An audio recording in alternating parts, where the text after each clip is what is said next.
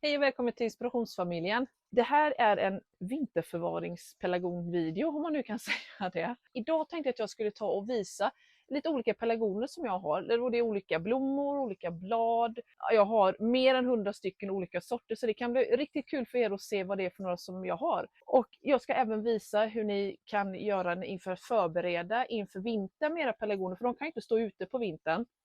Och då kommer jag visa hur jag fixar till dem lite så att de ser fräscha och fina ut. Och jag kommer även att byta jorden på ett speciellt sätt också, som jag ska visa för att förbereda så att man inte får så mycket ohyra in över vintern, eller man minimerar ohyran när det ska komma in i huset. Det kommer ju troligtvis att komma ändå, men jag ska visa hur du kan minimera det i alla fall. Sen kommer jag visa det inne i huset vad jag kommer förvara mina pelargoner och vilka ljusförhållanden och vattning och sånt jag kommer göra nu under vintern. Vi kan ju faktiskt helt enkelt ta och börja här vid våran fantastiska veranda som vi har gjort i sommar. Och det här är några av mina favoritpelargoner, och de här är fina just nu, och det är tack vare att de står under taket här. Det här är änglapelargoner och de ser ut lite som penséer kan man säga. De är jättelika penséer, de är jättegulliga. Och den här luktar lite gott, den heter Mosquito Way, så den ska tydligen, ja, de säger att den ska vara lite, att de håller borta mygg och knott och sånt, jag vet inte 17 om det gör det, men det luktar lite gott i alla fall. Den här luktar ingenting. Det här är en Mallorca Swiss Star. Det kan man nästan se på blommorna här, ni ser att den är röd och vit som schweiziska flaggan. Hon har lite större blad här. Jag ska gå in på vad det är för skillnad mellan de olika pelargonsorterna sen när vi kommer till baksidan. Tyvärr är det så här att vi har haft några störtskurar här, och de pelargoner som står under öppen himmel, de har blivit jättefula, tyvärr. Men jag måste visa det också, för det är faktiskt så det kan hända för alla också. Och jag tänkte jag ska visa hur man kan göra för att få dem fräscha och fina igen, och faktiskt vilka sorter det är som kanske klarar bättre av att stå under öppen himmel och vilka som faktiskt ska stå under tak. Så jag tänkte att vi skulle ta och gå och visa lite mer av mina pelargoner som jag har. Vi kan ta och kolla här, jag har en jättefin ampel här. Den här har jag komponerat själv. Tyvärr minns jag inte just de här sorterna i den, men de är väldigt vackra. Det här är ampelpelargoner, eller riktigt kaskadpelargoner, förlåt. Men det är vad du kan ha i ampel. De är jättefina. Det här är en fin rosa och det här är en fin korallfärg. De är görfina. De kan bli ganska stora. Och vad du ska tänka på när du har dina pelargoner.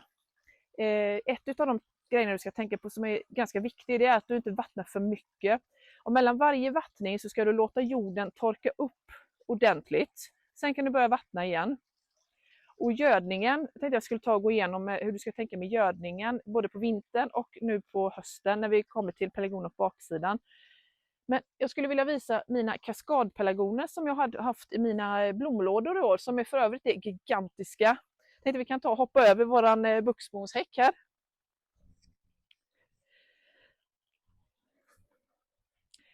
Här har vi våra kaskadpelargoner, eller några av mina kaskadpelargoner ska jag säga, för det här är de röda som jag har. Ett rött tema som jag har vid blomlådorna här. Och de blommar inte riktigt lika mycket just nu som de gjorde förut. Det var liksom en hel röd kaskad och de här jättefina små röda blommorna. Och de här pelargonerna, de här kaskadpelargonerna, jag har hört många namn på dem. Lisebergspelargoner har jag hört någon som kallar dem. Det är mycket Liseberg som ligger i Göteborg, det är ett nöjesfält. De har väldigt fina amplar som brukar vara så här jättestora, och de brukar använda just de här pelargonerna som är kaskad, just så att de kan vara under öppen himmel och de sköter sig själva och de är självrensande också. Alltså, vad menas med det då, självrensande? Jo, det betyder att när blommorna blommar över så tappar de blomstänglarna så här, och så till slut så kommer de att ramla ner. Så jag har massa blomstänglar och blomblad här på golvet, så de rensar liksom sig själva och så stimulerar tillväxten så att det ska komma nya. Den gör det helt själv, alltså den här sorten. Alla pelargoner gör ju inte det. Men jag ska visa vilka som man får pilla lite mer med, det som är lite knussligare än vad de är. De här är ganska självgående. Det här är en bra nybörjarpelargon det här, skulle jag säga. Den kan bli fin nästan med vem som helst som gör det, skulle jag säga. Bara de får vatten med jämna mellanrum, så att de får inte torka ut och bli helt snustorra, för det gillar de ju inte. Och vattnar du för mycket så finns det risk att de kan börja mögla. Och då ska jag visa på några pelargoner på baksidan här vad som händer om du vattnar dem alldeles för mycket. För det har jag faktiskt några såklart också. För jag ser ju tyvärr inte vad alla pelargonerna är eller hur de mår jämt. Så att jag har missat några stycken. Nu går vi vidare och kollar på några som jag har här borta vid dammen. Det är väldigt konstigt. För alla pelargoner som är på framsidan här, de står också under öppen himmel. De är mycket finare än de som är på baksidan som är på vår altan. Jag vet inte riktigt vad problemet är riktigt där, men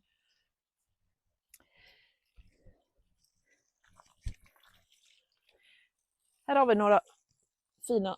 Det här är zonalpelargoner. Och vad menas med zonalpelargoner då? Jo, det är det här, om vi kan zooma in lite. Det här, om ni kollar på bladen här så ser det ut som en lite mörkare zon på bladet här. Då kan ni nästan tänka att det är ganska logiskt att det menas att det är en zonalpelargon då.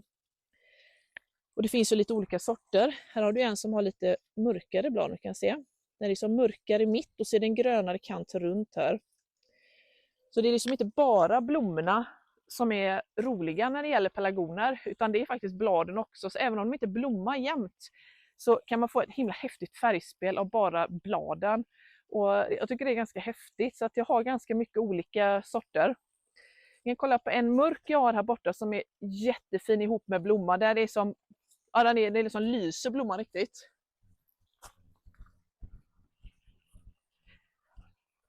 Ni kan nog nästan se den på håll. Och det är den här. Den har nästan svarta blad har den. Med lite grön kant runt. Och så har den så här fina korallaktiga färger till blommorna här. Och det är en riktig höjdare den faktiskt. Nu ska jag ta fram och kolla här vad den heter. För tyvärr så kan jag inte komma ihåg alla vad de heter. Jag har ganska många. Night Salmon heter den. Och den har jag drivit upp från frö. Faktiskt förvånansvärt enkelt att göra det. Du kan hitta pelargonfrön i matvaruaffären om du har tur. Du kan beställa det på olika sidor på internet. Du kan ta dina egna fröer på dina egna pelargoner. Jag kan visa dig hur du ska ta frön på dina pelargoner. Det kan du se på den här till exempel. Om ni ser på den här blomman så ser det ut som att det sticker ut små näbbar här. Så storknäbbar nästan. Och det är faktiskt precis vad de kallas för, storknäbbar. De här ska man låta sitta kvar på blomman om man vill ha frön. För det är i de här kapslarna här som fröna sitter. Och då ska de torka till och bli bruna. Och sen måste man hinna ta dem innan de sprätter iväg. För det kan de göra också. Så de ska bli helt bruna och de måste sitta kvar på plantan. Tills de gör det. Nu har vi inte om jag har någon här som kanske är redo. Här ser ni. De här är det fröer i. Så den ska jag faktiskt ta och knipsa av nu. För den vill jag ta in. Så jag kan ta och spara de fröna. Det ser ut som små vingar. Den får vingar här. Och de måste man ta tillvara på dem. För det är där i som fröet sitter. Här, ni ser. Den börjar få vingar här. Jag ser inte. Nu ser jag. Där, okej. Okay. Så det är de här vingarna i de här kapslarna här som fröna ligger. Och även här. Där ser ni att den börjar öppna sig, den här på framsidan där. Så de tar man in. Och så sätter man dem i, jag sätter mina frön direkt i jord. Jag vet att det är många som tar och behandlar dem med vatten lite innan. Jag har hört att om fröet inte är riktigt bra så kan de ruttna. Så jag sätter alltid mina fröer direkt i jorden. Och så ser till att de håller dem fuktiga, inte blöta utan fuktiga. Och så ska de stå under växtbelysning inne. Jag kan visa sen hur jag har det inne. Så nu kan vi ta och gå vidare till baksidan. Innan vi går till baksidan tänkte jag skulle ta och visa min stora kortenstrålslåda som jag har här. Och den är ganska stor, det kanske man inte tror, men här i har jag sagt olika sorters doftpelargoner. Och de blir ganska stora. Det här är en tomentosum. Den blir lite luden om bladen, liksom lite lurvig kan man säga. Och den luktar lite pepparmint luktar den. Får små, vad är det? Jag har faktiskt inte sett en blomma. Jag tror det är små ljusrosa blommor tror jag det är. Men sen har jag en Dr. Westerlund här. Och sen har jag en Pink Capricorn tror jag den hette. Nu blir jag lite osäker men den är här nere. Och det är den som får de här fina lite små rosa blommorna som är här. Och sen har jag en varierad sort här. Och det är en Grandeur Odora Pepper heter den. Och den får såna här små ljuslila blommor.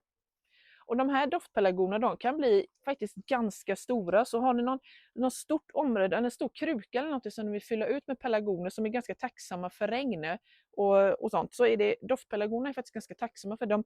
De här satte jag för en månad sedan ungefär, och hade jag satt dem i början av sommaren så hade de ju varit mycket större. Det förstår ni ju själva att det kan bli gigantiska. De är faktiskt ganska roliga att ha i trädgården. De här amplarna ser inte så fina ut just nu, men det här är rosa kaskadpelargoner. De har varit jättestora och jättefluffiga också. Men de har börjat att intala sig att det är höst nu, tror jag. Att de är inte riktigt lika fina längre. Men det här, jag visade en röd på framsidan, en kaskadpelargon. Jag ville bara visa de här cerisrosa här också. Det finns ju massa olika färger där också. Och de här amplarna som vi haft, vi har ju vid varje lyktstolpe här, de har varit ganska häftiga faktiskt. Det ser ut som stora bollar som är liksom på lyktstolparna. Det är himla häftigt. När de var som fina så var de riktigt fina. Och här inne i växthuset, här har jag de sorterna som vill ha det lite varmare och inte vill stå under öppen himmel. Som är lite känsligare, och några av de sorterna som är lite extra rädd om. Och det är ju några av de här varierade sorterna. De vill ju stå väldigt ljust. Men de inte står i direkt sol, för då kan de få bruna kanter. Då kan de bli så här fula som det här är. Just det här bladet är inte på grund av sol. Men det är så här de ser ut om de skulle stå i sol. De blir liksom brända i kanterna, jag kan se så här. Så blir de. Och det är jättetråkigt, för ni ser de är grymt fina. Så, alltså det finns ju, kolla på de här. Här finns ju massa olika blad. Nu kan Mikael kanske filma uppifrån lite. Här är en väldigt spretig i bladen. Det här är en Denticulatum filificolium. Jag kan inte uttala den riktigt. Men då ser ni skillnaden på den här till exempel. Det här är en crocodile, det är en hängpelargon. Man kan ha i ampel. De har ett virus som är helt ofarligt. Som gör att när man ser nerverna i bladen så här, och det är riktigt häftigt. Och sen finns det såna här. Det här är en stjärnpelargon. Där ser man, ser ut som stjärnor i bladen. Och även blommorna ser ut som stjärnor. Sen har vi det här är en sonalpelargon. Ser ni även solen här. Fast på lite annorlunda sätt. Den är liksom limefärgad. Det är också himla coolt. Och här ser ni en som har lite mörkare blad. Det är som choklad. Här har vi en. Den här tycker jag är lite häftig. Den har liksom krusiga blad. Med som en kant runt. Den här får röda blommor. Det här är sticklingar, så att de har ju inte blommat än i år då. Men här har vi en som är himla vacker, den här blomman. Det här är en Mr. Wren Splash. Den är lite ovanlig. De här sorterna som jag har inne är ganska svåra att få tag på i vanliga handeln. Då får man gå till någon som har lite specialiserat sig på pelargoner. Jag har varit på några sådana ställen nu i sommar. Här är också en sort. Det här är en vildpelargon. Man kan nästan se att den ser lite vild ut. Det är helt annorlunda mot alla de andra bladen här. Den här får liksom mörklila blommor nästan. Riktigt cool den. Och sen har jag en. Det här är en hängpelargon också. Den har liksom rosa blad. Den ser ut som en murgröna. Men det är det inte. Och det är en L. elegante. Den är lite ovanlig den också. Så det ska bli kul att se hur de blir nästa år. Och sen har jag lite andra pelargoner inne som inte ser så roliga ut just nu. För jag har inte hunnit göra ordning dem. Och det är mina Sonartic. Och det är korsningar mellan en sonaler och vildpelargoner är det. Och de får ofta väldigt långa stänglar. Om du ser på där det börjar komma en blomstängel på den där. De blir ganska långa och blommorna är ofta ganska stora. Och de är ganska coola. Vad synd att de inte har slått ut. Men de har faktiskt inte, de har blommat väldigt dåligt i år, de Sonartiken. Men det är liksom, de får du inte tag på i affären heller. Det är liksom, inte vad jag har sett i alla fall. Utan de har jag köpt av sådana samlare som har drivit upp dem själva. Så det är lite häftigt. Här bakom har vi en pelargonhylla. Där det står lite olika pelargoner. Och det har vi till exempel den rosa därifrån. Så den ser ut som rosor. Och de är ju väldigt känsliga för regn. Så vattnet samlas i blommorna. Och då börjar de ruttna, och det är därför jag har dem här inne då. Alla mina pelargoner, tro det eller ej, såg ut som den här. Min Emma. Den heter Emma, den pelargonen. Alla mina pelargoner som står på den trappan som vi ska gå och kolla på nu såg exakt ut som den för 4 dagar sedan. Och sen kom det ett störtskur. Och så typiskt, jag hade tänkt att filma just i förrgår. Jag tänkte jag skulle bestämt mig efter helgen ska jag filma. Och så kom störtskuren. Jag ska visa hur ni kan göra för att få dem fina igen. Jag ska även visa hur de ser ut nu när de börjar att ruttna och ser hemska ut rent ut sagt. Kommer nog med Emma pelargon som var där inne. Ja, det såg ut som jag gjorde här. Exakt likadant. Alla blommade. Allihop, det var så helt fantastiskt. Det var som ett stort blomhav. Men nu är de jättetråkiga. Men kolla på den här. Alltså de har börjat. Ni såg kanske det är mögel och ruttnar och allting. Men om man plockar bort allt sånt här som ser dåligt ut. Så ser ni att den börjar faktiskt att bli lite fin igen. Jag ska visa sen hur jag gör när jag gör dem helt fina så. Men ni ser grundprincipen är att man tar bort alla fula blommor. Knäcker av alla gula fula blad. Eller de som blivit röda. Ja, ni ser, det blir inte så mycket kvar av växten. Men ni ser även att det kommer väldigt mycket nytt på de här. Även här uppe. Det kommer komma igen. Jag är inte orolig alls. Det var bara så himla typiskt nu innan jag skulle ta in dem. Att jag tänkte att jag skulle njuta av dem lite inne också. Innan de började och gå in i vintervila helt och hållet. Men så fick jag för det. Något så himla snabb i år. Men här är ju några som ser lite finare ut också. Fortfarande. Men de är fortfarande väldigt fula. Så lite geggiga och så. Men man kan ju plocka bort blommorna i så här. Så ser de renare. Så ser de redan mycket fräschare ut som ni ser. Så det går ganska lätt att få bort även om man får sån här skyfall som jag fick. Som höll på i flera timmar. Så kan de bli så här fina ändå. Det är bara att man får hålla på och plocka lite. Här har ni en pelargon som jag kan rekommendera för er nybörjare. Det här är en Kaliante Fire. En landscape pelargon är detta. Och vad menas med landscape då? Om du tänker efter landscape, det är landskap. Alltså kan du ha den här ute i rabatten och under uppe bar himmel. Och varför kan man ha det då? De här blommorna är ganska öppna i sig. Alltså när det regnar så kan regnet gå igenom blombladen så här liksom. Och den självrensar sig, alltså den rensar sig själv. Så när blombladen är färdiga kan man antingen gå och plocka bort dem ganska så här lätt. Eller så kommer de att ramla av hela blomstängeln till slut. Men ni ser, den här har stått ute under öppen himmel hela sommaren. Det är 2 plantor i här. Är det. Den är väldigt frisk och grön i växtsättet. Det är inte mycket gula blad. Jag har inte behövt göra så mycket med den här överhuvudtaget. Men det är hur mycket knoppar som helst som ni kan se på den. Så den här kommer jag ha glädje av i några veckor till förhoppningsvis när jag tar in den nu. Så den här finns ofta ute att köpa i handeln. Så den här kan ni hålla utkik efter nästa år när ni ska köpa era nya sommarblommor. Alltså Kaliante Landscape Fire heter den här. Det här är mina större pelargoner. Och de står lite under taket. Därför är de fortfarande fina. Och det här är staketpelargoner kallar jag dem för. Eller de kallas för det för att de blir jättestora. De kan växa mot ett staket eller någonting som kan bli görstora. Det här är en grekisk jätte. Den var vi och kollade på ett ställe som heter Magnolia och då var den över 2 meter. Men den var ju lite äldre och den här är bara 2 år så den har inte hunnit bli så stor än.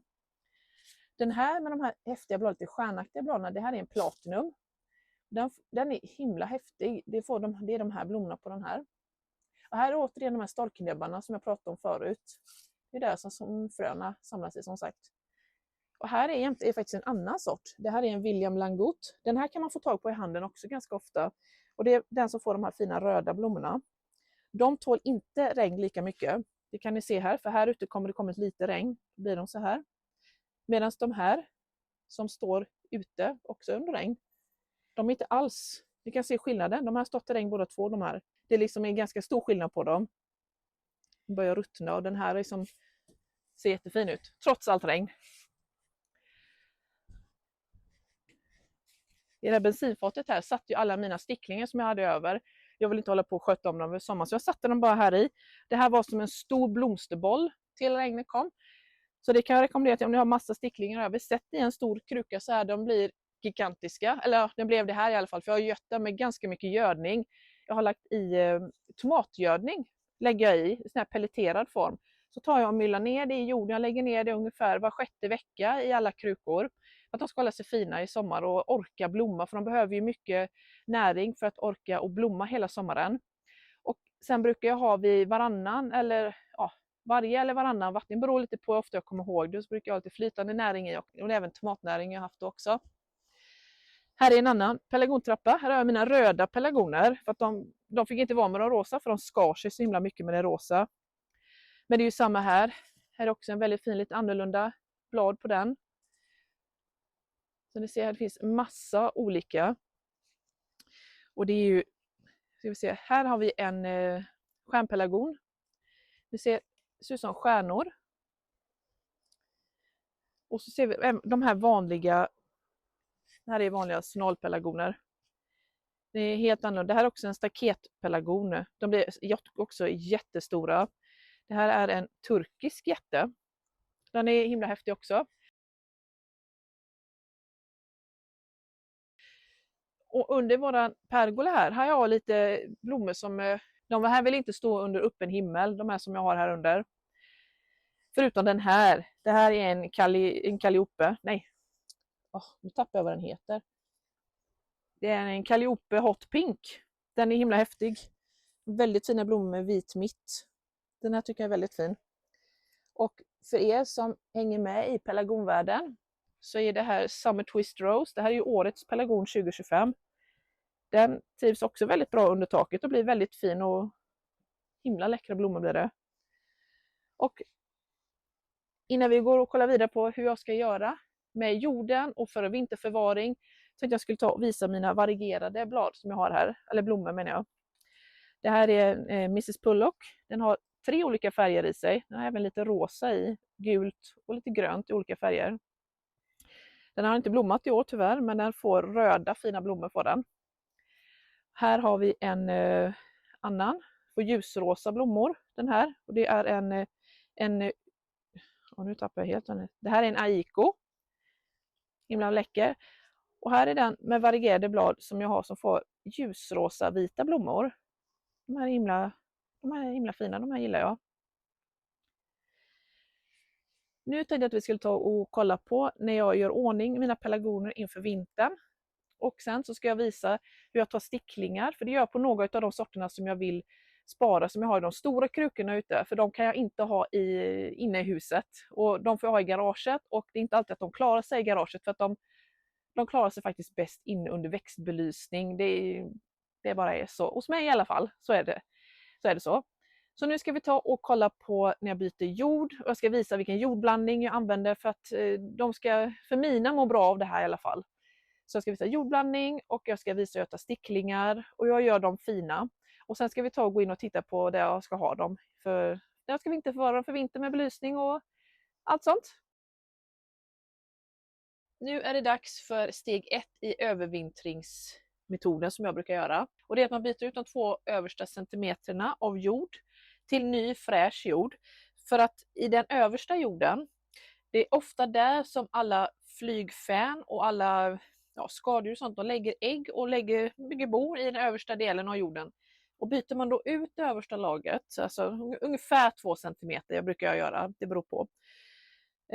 Så minimerar du chansen att du får in massa oönskade djur inne i ditt hus. Och så att de bygger bo i dina krukor och att du får massa skadedjur. Så det är steg 1 i övervintringsproceduren som jag brukar göra. Jag tänkte jag skulle visa hur jag blandar till jorden som jag brukar ha nu. Och den jordblandningen den består av vanlig blomjord som jag har köpt på påse. Vilken är det nu? Det är Weibulls blomjord är just detta som jag brukar använda. Och sen brukar jag blanda i perlit. Och det brukar jag blanda i ungefär 1/3 av vad jag har lagt i jord. Alltså så 2 delar blomjord och 1 del perlit brukar jag göra. För att jag har perlit i jorden, det är att Då blir inte jorden så kompakt och då, den blir liksom lite luftigare och det är bra för rötterna så att de inte ska börja ruttna, för pelargonier vill ju stå ganska torrt. Så att när de kommer där i jorden, perliten, så blir jorden luftigare. Så nu ska vi ta och blanda i här. Då brukar jag bara strössla på det så här.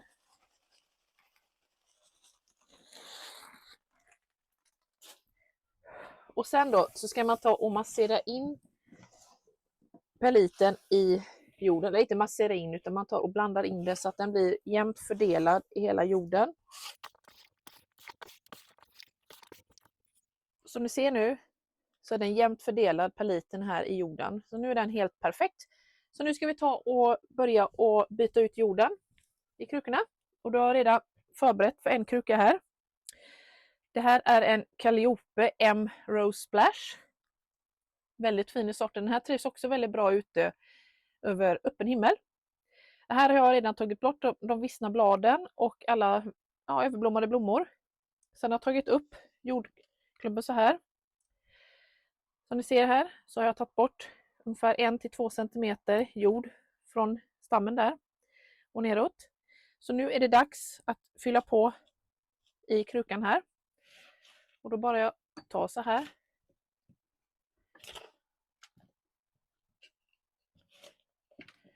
Tills att det blir en bra nivå på jorden i krukan. Något som är bra att tänka på är att inte jorden ska gå upp för högt upp på stammen på pelargonen. För när man vattnar sen så är det lätt att vattnet kan samlas runt stammen här på pelargonen. Och det kan ju göra att den ruttnar och det vill man ju helst inte.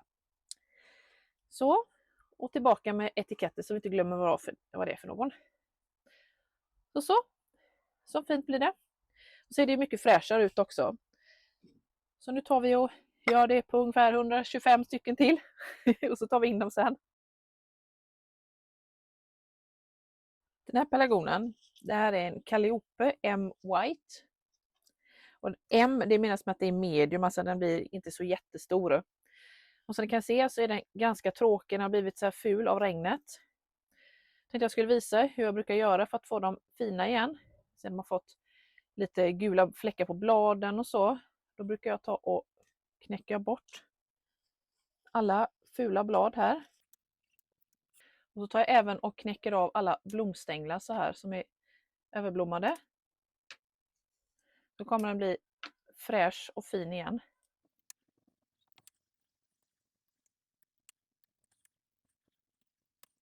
Och om ni ser de här blommorna här är det ju fortfarande ganska mycket knoppar kvar här. Då knäcker jag helt enkelt av dem som är fula här. Så ser man, det är de nya fräscha igen. Samma här.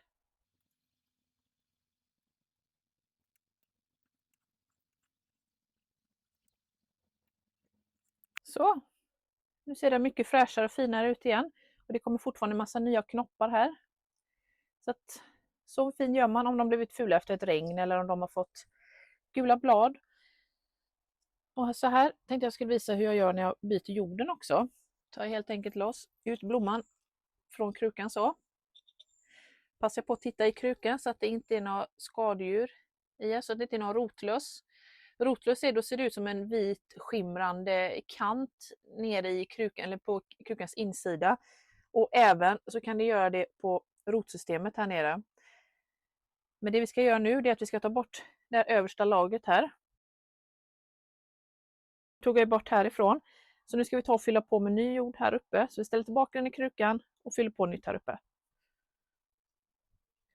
Så tar vi lite, fyller vi på här runt. Och så tillbaka med etiketten. Så, fräsch och fin igen och redo för att komma in. Pelargoner kan ju få så här fula blad, att de blir gula eller lite bruna, får sån här missfärgning, ni ser som på den här har fått här. Det kan de ju få av olika anledningar. En av anledningarna är att de står för torrt helt enkelt, att de behöver vattnas lite oftare. Sen kan det vara att de har fått alldeles för mycket vatten, att de står blött och då kan de reagera genom att tappa bladen så här. Sen så kan det även vara om det har regnat väldigt mycket så kan det, om de har stått tätt in på andra växter, så kan de ju få såna här fula blad också. Och tar man bort dem så kommer det nästan alltid nya under, så man behöver inte vara jätteorolig för det. Och det är samma gäller med alla de här blomstänglarna som har blommat över här. Det är bara att knipsa av dem så här. När man knipsar av så här blomstänger så ger det signaler till pelargonen att den ska blomma ännu mer. Så att det är bara att knipsa av dem, så förhoppningsvis kommer det mera. Och varje gång du tar av ett blad så här också, som du bara knäcker av här inne in till stammen här, så visar det också växten att, eller så säger det också till växten att den ska producera mera blad. Så att förhoppningsvis så blir den bara finare och finare. Inte alltid ska jag säga, men oftast så blir de det. Sen så ibland så kan de få rödaktiga blad, de börjar bli röda ute i kanten så här. Nu har inte jag någon växt som är det just nu, men de kan vara röda här ute, eller så kan de få gulröda blad. Det kan tyda på att de har näringsbrist, att de står i för liten kruka. Till exempel om du har tagit sticklingar och haft dem i krukan väldigt länge, så kan man se att de börjar få fula blad. Då kan det bero på att de behöver planteras om i ny och fräsch, alltså blomjord. Så kommer de att bli fina igen då också. Det sista vi behöver göra innan vi tar in dem i huset är att säkerställa så att det inte är några ohyran eller några små bogäster som flyttar med in i plantan inne. Och det kan man ta och kolla uppe på under bladen här och på stammarna, och gärna på nytillväxten kan det gärna komma lite löss och sådana grejer. Om det nu är något så är det helst på nyskotten, har jag märkt i alla fall på mina, att de gärna är på. Jag skulle visa på den här plantan här, för att här har jag hittat lite löss. Jag ska visa hur de ser ut och hur jag gör för att ta in den här plantan nu när den har lite gäster hos sig. Så ni ser på det här bladet här, så är det, kan man se, det är löss här under. Det är de gröna små kryper. Så jag kan visa. Ni ser där nere där, tummen är där. Sedan hoppar den till mig ner på stammen där. Det är löss. De vill vi verkligen inte ha med in i huset. Sen även så ser jag att det är vita flygor uppe på här. Och inget av de djuren vill vi ha med in i huset. Så nu ska jag ta och spraya dem med en såpablandning här som jag har. Och den här såpablandningen som jag har blandat till här, det är 1/2 deciliter grönsåpa och 1 matsked rödsprit, alltså tesprit, till 1 liter vatten. Och så kommer jag ta och spraya in hela blomman med den här, hela växten, och även uppe på jorden. Även att jag precis har bytt jord nu, för att de här kan ju faktiskt trilla ner i jorden och fortsätta och leva där, och de kommer vara med in i huset helt enkelt, och det vill vi inte. Så nu tar vi och sprayar den här då. Och det är viktigt att dränka in både ovansidan av bladen och undersidan av bladen. Och ser ni dem synligt så kan man även ta att klämma med dem mellan fingrarna också. Och så tar vi på jorden här också.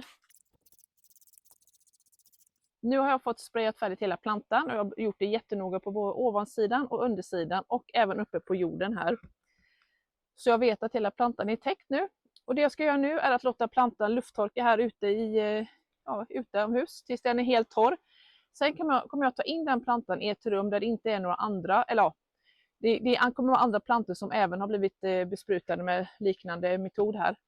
Och så kommer jag ha koll på dem under några veckors tid, så ser jag att de inte smittar av sig till några andra, eller de flyttar och bor hos några andra utav mina pelargoner, för vill jag inte, för det är jäkla jobbigt att bli av med när de väl kommer in, tyvärr. Så nu ska jag göra färdigt på dem resten här, och sen kommer jag ta in dem i ett litet eget rum. Ett annat tydligt tecken man kan se på om det är ohyra på en pelargon, det är, man kan se de här bladen ser lite prickiga ut. Ser ni det? Det tyder ofta på att det är ohyra. Och om vi vänder på bladet här och tittar, då ser vi att det är massa löss och vita flygor här under. Så den här kommer jag behöva behandla också. Så håll utkik efter det. Om ni ser blad som ser lite konstigt ut, eller om pelargonen inte växer som den ska, då kan det också vara något fel.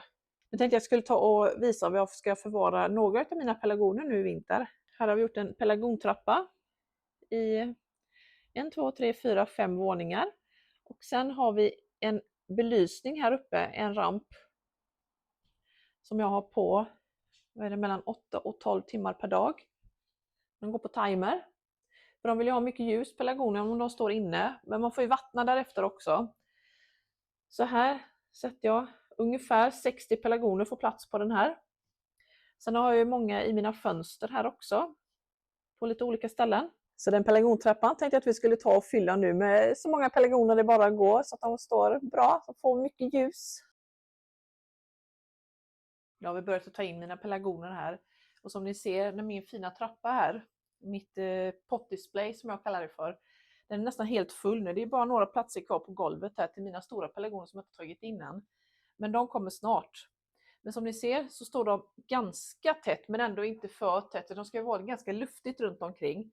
Och sen så behöver de ju ha belysning, så har jag en belysningsrad här uppe till de övre 2,5 raderna kan man säga. Och sen en rad till som vi satte till i år faktiskt, för att vi märkte förra året att det inte räckte till med den övre raden bara. Så nu har vi gjort en rad till här. Det man måste tänka på med belysningen här är att den behöver vara på ungefär mellan 10 och 14 timmar per dygn. Och eftersom du har belysning på så behöver du vattna dina pelargoner lite mer än om du skulle ha dem ute i garaget till exempel. För det kan du ha dina pelargoner också, men då ska du vattna dem väldigt lite, de ska nästan torka in då.